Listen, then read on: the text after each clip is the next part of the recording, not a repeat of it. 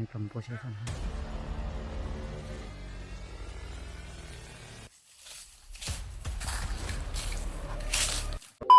tol, no?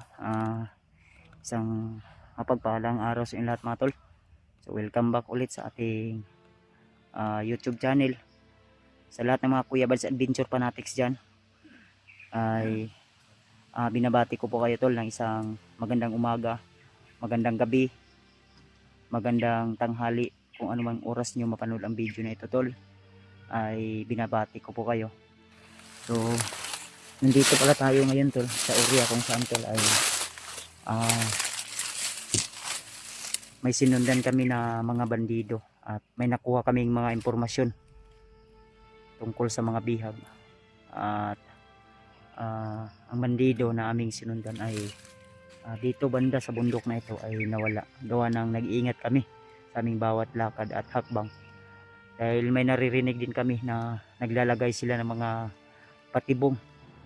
Kaya pakisabi po sa iba naming kasamahan tol, lalo na kila Rimart o sino man yung mga kasamahan namin tol na hindi namin kasama ngayon sa mission, dahil mas pinaigting nila yung mga trap o patibong na kinilang ginagamit tol, lalo na may mga landmine silang nilalagay tol.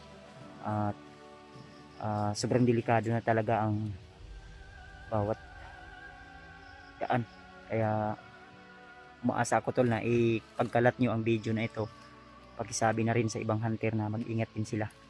So bago kami maglalakad ulit upang ipagpatuloy ang aming paglalakbay ay binabati ko kayo tol, at sinashoutout ko kayong lahat. Hindi ko man kayo maisa-isa, pero sa puso't isipan ko tol ay nandito po kayo at lagi po kayong kasali ko sa aking bawat panalangin, sa aking pagdarasal. Naway ipagdarasal nyo rin kami tol sa aming bawat laban. Kami po ay magtatagumpay at naway hindi po nyo kami kaligtaan tol, na lagi nyo kami isama. Kaya sa lahat ng mga OFW na apektado sa gira ngayon sa ibang bansa, lagi ko po kayong pinapanalangin tol na sana nasa mabuti po kayong kalagayan, dahil mahirap din ang ganyang sitwasyon tol, lalo na malayo tayo sa ating kanya-kanyang pamilya. Kaya ingat lang po kayo lagi tol, lagi nyo pong tawagan yung ating Panginoon na siya po yung nakakaalam sa lahat at siya po yung lagi nating karamay sa anumang mga pagsubok natin sa buhay. Dahil alam ko tol na ang lahat ng ito ay pagsubok lamang, at nakasulat na po ito sa Biblia na mismo yung bawat bansa ay maglalaban. Kaya malapit na talaga yung araw ng pagbabalik ng ating Panginoon, na kumbaga tinatawag natin o paghuhukom. Kaya yung mga hayop na bandido, lalo na yung mga masasamang tao na laging nagpapalaganap sa kasamaan dito sa mundo at sa mga taong nagpaalipin sa demonyo, ay sila po yung unang wawakasan ng ating Panginoon kung siya ay darating o siya ay maghuhukom na sa atin. Kaya lagi po lang nating ipagdasal tol na sana tol magtagumpay kami sa misyon na ito, dahil hindi po basta-basta itong pinasok namin na misyon, at wala pong sino ang nag-utos sa amin na kami po ay papasok sa ganitong trabaho. Kami ay kusa o sarili lang po namin o sarili naming pasya tol, na kami po ay tutulong sa mga taong biktima ng karahasan. Dahil hindi lang po mga bata, hindi lang po matanda, mga babae o lalaki yung mga biktima nila, kundi marami, iba't ibang klase yung kasamaan na nandito sa bundok na hindi nakikita ng ating gobyerno, na halos dito yung mga kriminal, mga bandidong grupo. Pag tinatawag natin kasing bandidong grupo tol, halos lahat na mga gawaing masasama, kriminal, hudapir, rapist o magnanakaw, ay kumpleto po yan sila. Dahil malakas din yung kapit nila sa ating gobyerno. Kung sila po yung kumbaga magiging special force o sila po yung mga taong tiwali sa ating gobyerno. Dahil alam nyo naman na ang gobyerno natin ngayon, lalo na sa panahon natin ngayon tol, hindi natin makokontrol yung mga kasamaan dito. Kahit mismo yung presidente natin, hindi natin siya masisisi. Dahil yung mga taong mga masasama yung ginagawa ay talagang mas lalong nasiyahan sila. Dahil sa siyempre unang-una sa lahat yung mga pinagbabawal na gamot ay pinasok na nila. Kaya kung wala na silang magagawa kundi magnakaw, magtutulis, o di kaya yung iba ay kumukuha ng mga ari-arian ng mga tao na hindi sa kanila. Kaya laban lang tayo tol. Lagi lang po natin ipagdasal yung ating mga problema at pagsubok sa buhay. Kaya saan ko tol na yung suporta nyo sa akin, sa kay Dave, kay Brad Edward, o di kaya kay Brad Janre, o sa aking kapatid na sila Rimart, sila Julius, at yung kasama pa nila na si Julio, o sila EJ, o sino man yun, sila Pidot. Ipag-pray nyo lang po tol, huwag nyo kalimutan silang laging ipagdasal.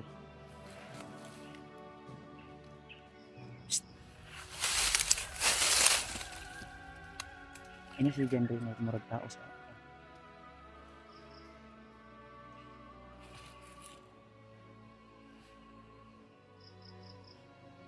may naririnig akong ano to. May naririnig akong bakas o apak ng tao.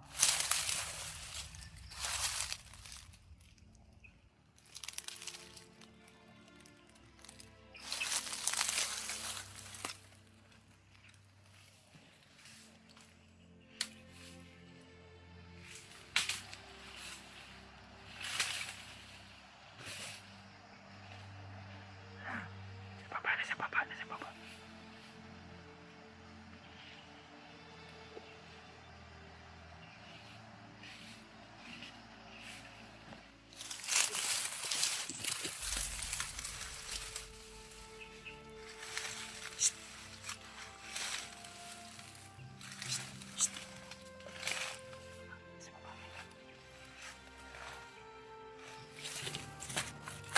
Matalo.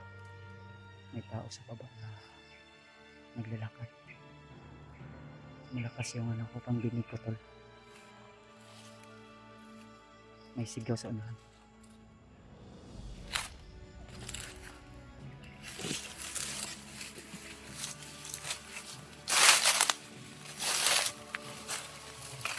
Uy, ano ko pen sa akin, tao sa baba ha. Murag duha ka buhok ko.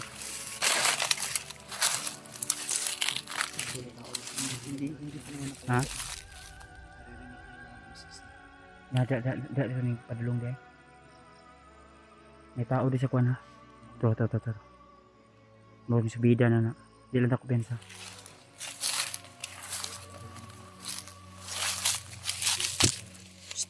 Basta yung sinabi ni Lolo Ambo sa atin na wag natin yung kalimutan. Ano nga yun? Ha?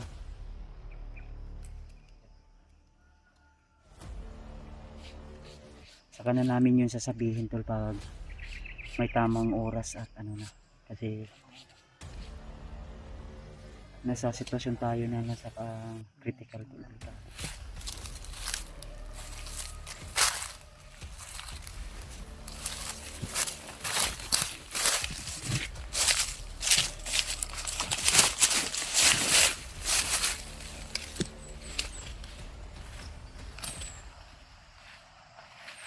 Surao, nakadyo lagi. Mga bandido. Ang patrolya dito isa ganyan. Ay mo ko pensa brada.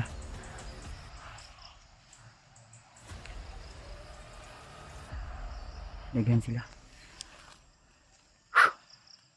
Hindi mawala sa isipan ko yung mga sinabi ni Lolo Ambo na kung sakaling marami yung kalaban o dihado kayo, ay huwag kayong papasok ng basta-basta, dapat magmasid lang.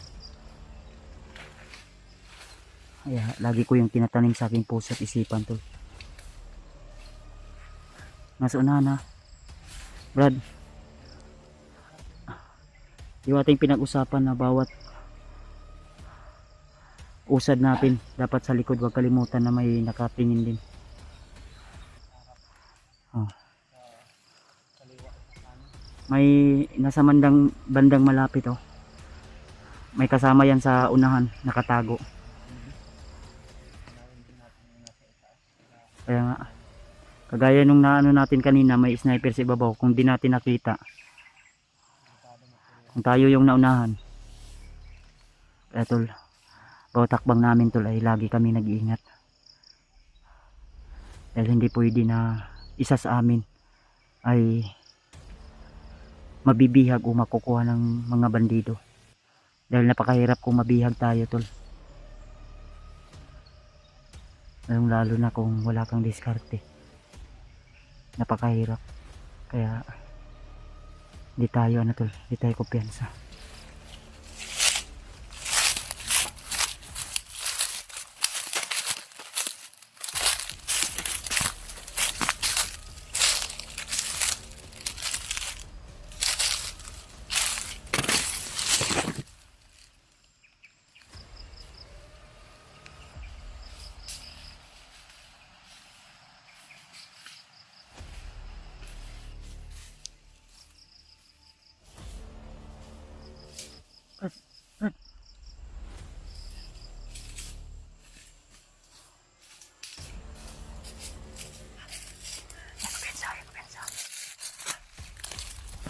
Lapangin natin mo. Lapangin mo. Ikaw na balik. Ako kato.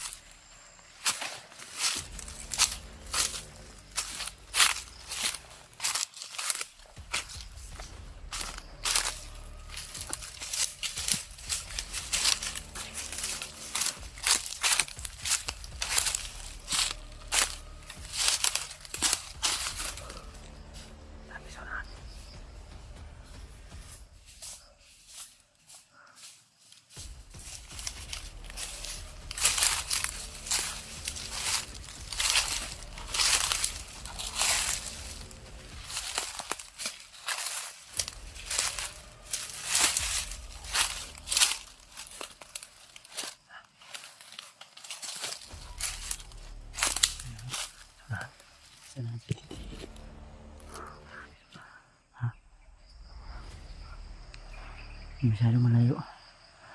Tuloy tayo. Delikado na ba eh. Yung area eh hindi masyado masukal, pero lamang tayo dahil nakikita natin sila agad. Dahil hindi nila namamalayan tol na may nasundan kami sa kanila. Itong dalawa parang galing to dito, nagpatrolya siguro to. Okay ra mo dia? Okay ra? May problema dia?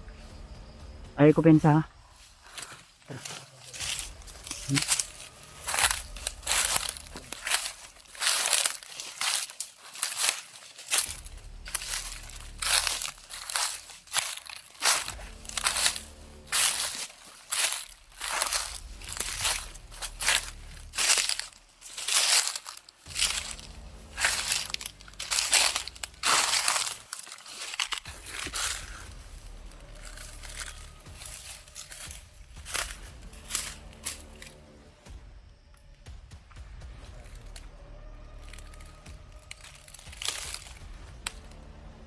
Ayun sa.